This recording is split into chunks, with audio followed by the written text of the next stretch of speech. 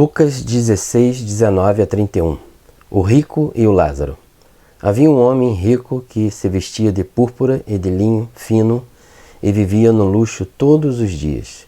Diante do seu portão fora deixado um mendigo, chamado Lázaro, coberto de chagas. Este ansiava comer o que caía da mesa do rico. Até os cães vinham lamber suas feridas. Chegou o dia em que o mendigo morreu e os anjos o levaram para junto de Abraão. O rico também morreu e foi sepultado. No inferno, onde estava sendo atormentado, ele olhou para cima e viu Abraão de longe, com Lázaro a seu lado. Então chamou-o: Pai Abraão, tem misericórdia de mim e manda que Lázaro molhe a ponta do dedo na água e refresque a minha língua, porque estou sofrendo muito neste fogo. Mas Abraão respondeu: Filho, lembra-se de que durante a sua vida você recebeu coisas boas, enquanto que Lázaro recebeu coisas más. Agora, porém, ele está sendo consolado aqui e você está em sofrimento. E além disso, entre vocês e nós há um grande abismo, de forma que os que desejam passar do nosso lado para o seu, ou do seu lado para o nosso, não conseguem. Ele respondeu: Então eu te suplico, pai, manda Lázaro ir à casa do meu pai, pois tenho 5 irmãos. Deixa que ele os avise, a fim de que eles não venham também para este lugar de tormento.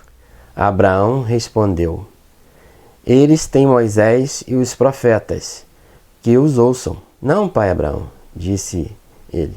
Mas se alguém dentre os mortos fosse até eles, eles se arrependeriam. Abraão respondeu: Se não ouve a Moisés e aos profetas, tão pouco se deixarão convencer, ainda que ressuscite alguém dentre os mortos. Essa parábola do rico e do Lázaro, ela deixa claramente e anuncia aquelas palavras que Jesus disse no Evangelho, de que na terra sempre vão existir pessoas pobres, em maior número do que aqueles que são ricos. Isso é uma coisa lógica. E a igreja foi formada com o intuito de aqueles que tinham posses repartiam seus bens com alegria, porque Deus ama aquele que dá com alegria, e colocavam seus bens, suas posses, o dinheiro, aos pés dos apóstolos. E os apóstolos repartiam esses bens com aqueles que mais necessitavam. Então, eles viviam nessa harmonia. Aquele que se converte ao cristianismo, ao Evangelho de Jesus Cristo, ele não necessariamente ele vai enriquecer. Ele vai ficar bem de vida. Essa não foi a proposta original do Evangelho. A proposta do Evangelho é aquele que se chega a Jesus e se converte ao Evangelho anunciado por Cristo, que ele venha ajudar aqueles que mais necessitam, os pobres. Porque Jesus era pobre. Então Jesus não tinha bens, Jesus não tinha nenhuma casa para recostar sua cabeça, não tinha dinheiro. Então o Evangelho de Jesus Cristo, ele não deve ser proclamado com relação ao dinheiro, a negócios, a empresas, ao capitalismo, porque a mensagem cristã não tem nada a ver com dinheiro. Então, se você dá o dízimo à sua igreja, se você dá ofertas à sua igreja, esse dízimo, essas ofertas devem se reverter àquelas pessoas mais necessitadas, para custear a luz, as coisas básicas de uma igreja, tudo bem, isso é certo. Para custear a alimentação, a moradia do bispo, do pastor, isso é lógico, isso é legal, isso é de Deus.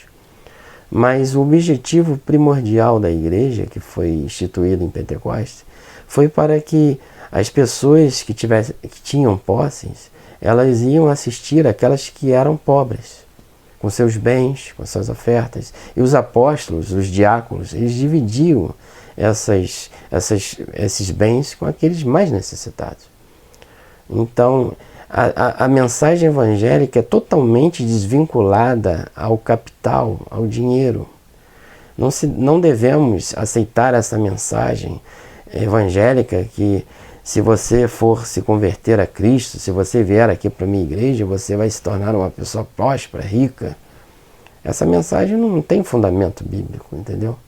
Você deve buscar uma autoajuda, você deve buscar estudar, você deve buscar outras coisas no mundo, das disciplinas do mundo, não uma disciplina divina do Evangelho. O Evangelho não tem nada a ver com dinheiro. Isso tem a ver com a teologia da prosperidade, que nasceu no século XX, no final do século XIX, do XX, estamos no século XXI, ainda continua anunciando essa mensagem.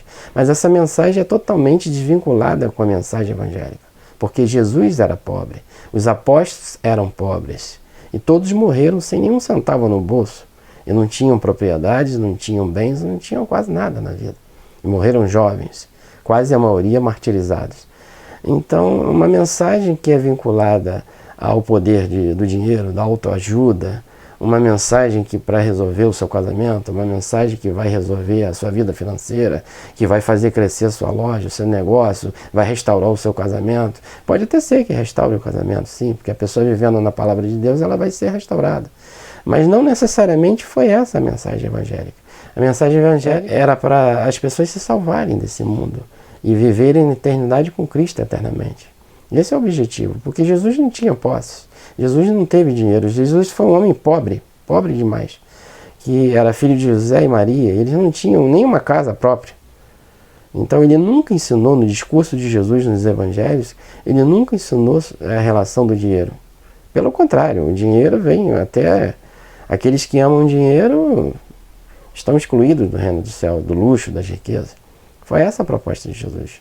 Então a gente tem ouvido hoje em dia um evangelho que está associado ao dinheiro, está associado à fama, está associado às coisas desse mundo. E não foi essa a proposta de Jesus. As coisas desse mundo, os bens que as pessoas possuíam, aqueles que tinham mais condições, era para ajudar aqueles mais necessitados da igreja, que eram a maioria. Então eles repartiam seus bens e viviam alegre em Jesus, esperando a sua volta, a sua vinda, a segunda. Então eu deixo aqui essa mensagem, uma mensagem um pouco diferente, mas aquele evangelho, esse evangelho que é associado ao dinheiro, esse evangelho não é cristão. Por mais que você venha ficar chateado comigo, ele não vem de Jesus, ele vem de uma cabeça humana, de um espírito até que vem do maligno, mas de Jesus ele não procede. Então eu deixo aqui essa mensagem para vocês e um grande abraço, até a próxima.